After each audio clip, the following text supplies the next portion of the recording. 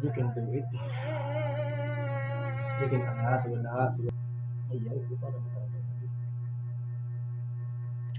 Ala, ala. Sula.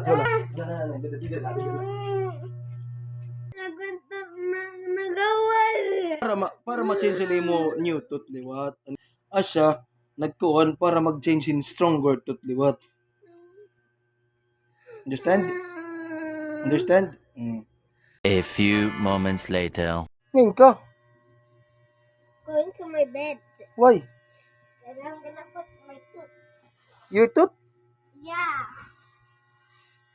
Under my pillow. Kaya naman. Because the tooth fairy is gonna come later. Ano man ito? Tooth fairy lessons. Ano man silang tooth fairy?